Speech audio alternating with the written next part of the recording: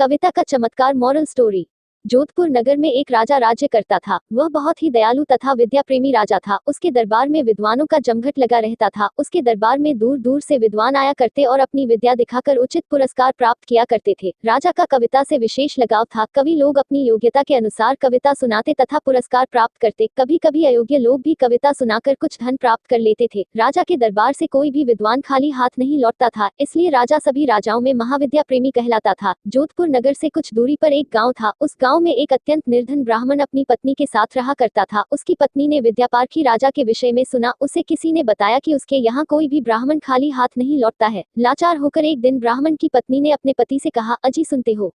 क्या कहती है? बहरा नहीं हूँ, आप भी गुणी राजा के पास जाओ, सुना है उसके यहाँ सभी को हाथ के हाथ पुरस्कार प्राप्त हो जाता है, कोई भी निराश होकर नहीं लौटता है। लेकिन भाग्यवान वह राजा कविता का प्रेमी है। मैं तो ठहरा ब्राह्मण, मैं भला कविता कहना क्या जानूं।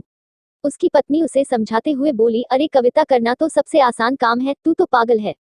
कविता वही कर सकता है जिसकी जुबान पर सरस्वती विराजित हो। उसकी पत्नी गुस्सा होते हुए बोली, व्यर्थ का दिमाग खराब करते हो, जाओ कोई तुकबंदी करके दरबार पहुंचाओ, कुछ तो मिल ही जाएगा जिसे कुछ दिनों के लिए दाल रोटी का प्रबंध हो जाएगा। इस प्रकार उसकी पत्नी उसे प्रतिदिन कहती रही। पंडित उसे बार बार समझाता कि यह काम सरल नहीं है, लेकिन नारी हट तो नारी हट होती है। अंत में पंडित अपनी पत्नी की हट के आगे हार गया। वह बेचारा बिना कविता के ही राजा के दरबार में जाने की तैयारी करने लगा। उसकी पत्नी ने बाजरे की रोटी बनाकर एक अंगोछे में रखकर उसे दे दी।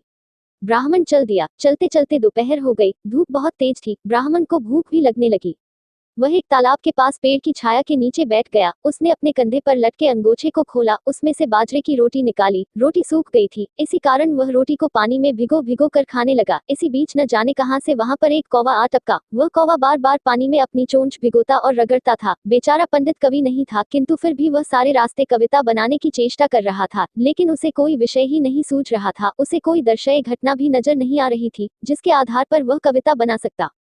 किंतु जैसे ही उसने कौवे को चोंच रगड़ते देखा, वैसे ही उसके मन में पंक्तियां अचानक पैदा हो गई। उसने तुरंत ही तुकबंदी करने की चेष्टा की। घिसता है फिर घिसता है, सम सम गिरता पानी, तेरी मन की बात कालिया, सारी मैंने जानी। ब्राह्मण खुशी से उछल पड़ा। वह स्वयं से बोला, वाह, यह तो कविता बन गई, अच्छी खासी कविता। वह गर्व से फूले नहीं समाया। वह वहां से सीधा राजा के दरबार में पहुंचा। एक बार फिर उसने अपनी कविता दोहराई। मन ही मन कहा कि क्या शानदार कविता बनी है।